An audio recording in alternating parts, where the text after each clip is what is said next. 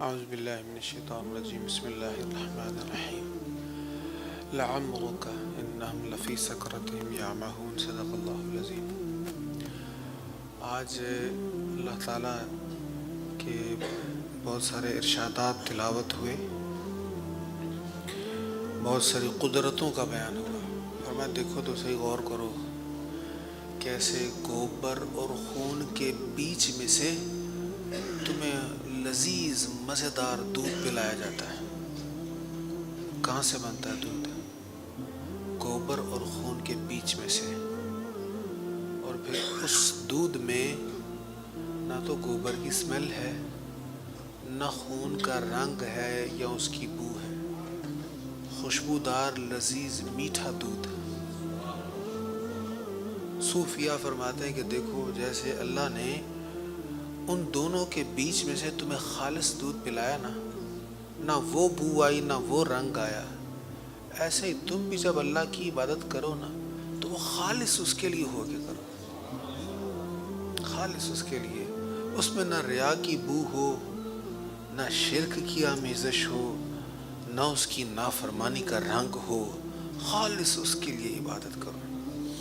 اچھا، خالص جو عبادت ہوتی ہے اللہ کی رضا کے لیے، اس پہ بڑی پاور ہوتی ہے۔ آج وہ بھی بیان ہوا کہ انسان کو ہمیں مسنون کیچڑ بدبودار مٹی سے ہم نے انسان کو بنایا۔ اچھا، جب حضرت آدم علیہ السلام کو بنایا تو فرشتوں نے سجدہ کیا، ابلیس نے سجدہ نہیں کیا۔ اللہ تعالیٰ نے فرمایا تم نے کیوں نہیں سجدہ کیا؟ وہ کہنے لگا اس کو تم نے بدبودار کیچڑ والی مٹی سے بنایا اور مجھے تم نے آگ سے بنایا، تو میں تو بہتر ہوں۔ اللہ تعالیٰ نے فرمایا تو نے تکبر کیا نا، تجھے مردود کیا جاتا ہے، راندہ درگاہ کیا جاتا ہے، نکال دیا گیا۔ تو وہ قسم کھا کے کہنے لگا یا اللہ مجھے تیری عزت کی قسم، میں اس انسان کو گمراہ کروں گا۔ یہ آج بھی بیان ہوا ہے، سورۃ بقرہ میں بھی تھا، قرآن کریم میں کئی مقامات پر یہ واقعہ بیان ہوا۔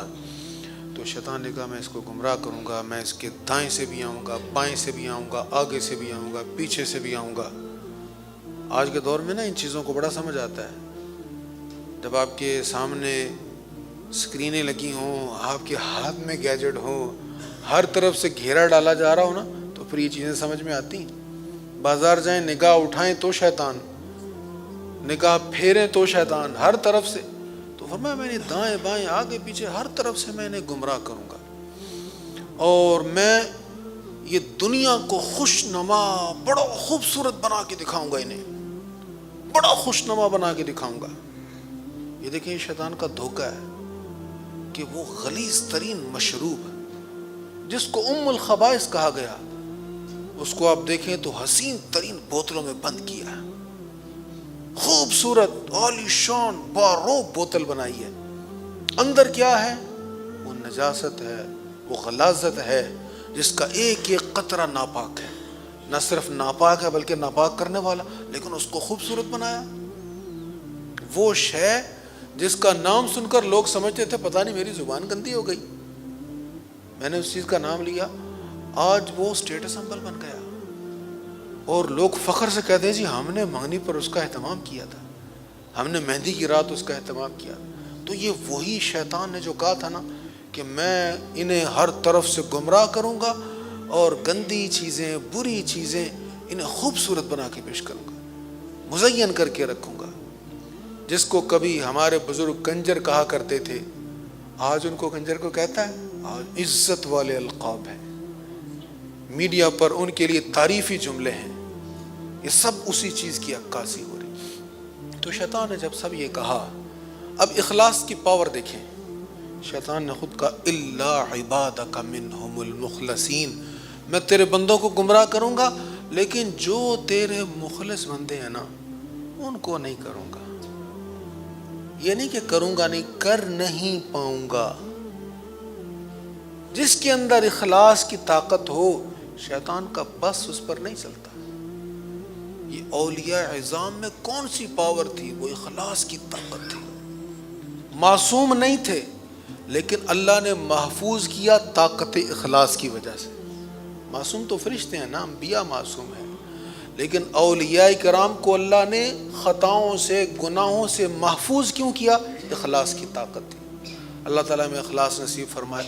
آج وہ مکھی کا بھی ذکر ہوا، ہم نے اس کے دل میں ڈال دیا، ہم نے اس کے دل میں یہ بات ڈال دی کہ تو بیابانوں میں، جنگلوں میں، ہر جگہ جا، اور پھر اس کا جو بھی اس نے چوس لیا ہے، جو بھی اس نے رس لیا ہے، وہ کڑوا رس تھا یا میٹھا تھا یا پھیکا تھا، وہ سارا شہد بن گیا۔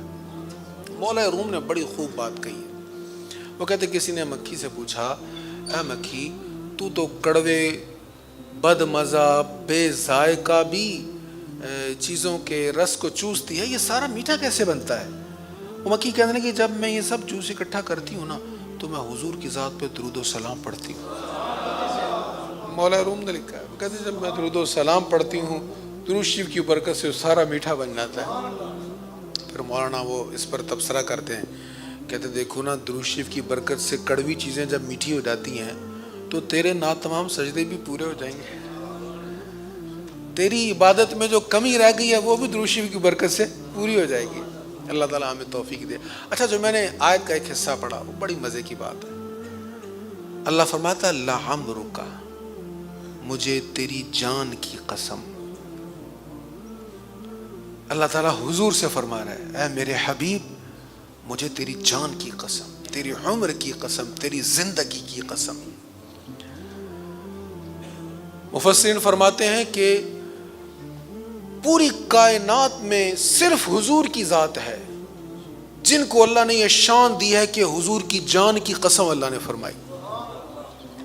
اعلیٰ فرماتے ہیں صرف حضور کی جان کی قسم نہیں، حضور کے شہر کی قسم۔ لا اقسم بہذا البلد، مجھے اس شہر کی قسم۔ وانت حل بہذا البلد، کیوں؟ اس لیے کہ اس شہر میں آپ جلوہ افروز ہیں۔ حضور کے شہر کی قسم۔ واللیل اذا یغشا، حضور کی زلفوں کی قسم۔ والضحا، حضور کے رخ انور کی قسم۔ اور لعمرک میں تو حضور کے پورے جسم کی قسم آ گئی۔ جسم میں کیا آنکھیں نہیں ہیں، ہاتھ نہیں ہیں، پاؤں نہیں ہیں، زبان نہیں ہے، تو گویا یہ کہا جا رہا ہے حبیب تیری آنکھوں کی قسم، تیری زلفوں کی قسم، تیرے چہرے کی قسم، تیرے خد و خال کی قسم، تیرے دانتوں کی قسم، تیرے ہونٹوں کی قسم، تیری زلفوں کی قسم، تیری زبان کی قسم، تیرے ہر بول کی قسم۔ میرے حبیب جب تو صحابہ کے سامنے گفتگو کرتا، حکمت کے موتی رولتا، تیرے ہونٹ ہلتے، پھول جھڑتے، اس ہر لفظ اور ہر ادا کی قسم۔ محبوب تیرے غار حرا میں جانے کی قسم، تیرے سور میں جانے کی قسم، تیرے احد میں جانے کی قسم، دانت کے شکستہ ہونے کی قسم، تیرے جسم اطہر سے میری راہ میں بہنے والے لہو کی قسم، طائف کی گھاٹیوں میں زخم کھا کر بھی صبر کرنے کی قسم، اتنا ظلم کیا جن ظالموں نے ان کے لیے بھی دعائیں کرنے کی قسم، ساری رات کھڑے ہو کے پاؤں مبارک سوج جائیں اس کی بھی قسم، اور غاروں میں چھپ کر جس امت کے لیے تو آنسو بہائے ان آنسو بہانے کی بھی قسم، ہر ادا کی قسم۔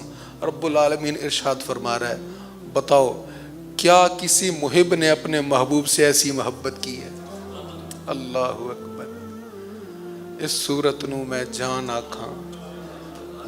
آکھاں کہ جانے جہان آکھاں، سچ آکھاں تے رب دی میں شان آکھاں، جس شان تو شاناں سب بنیاں، مکھ چن بدر شاہ شانی ہے، متھے چمک دی لاٹ نورانی ہے، کالی زلف تے اکھ مستانی ہے، مخمور اکھیں ہن مد بھریاں۔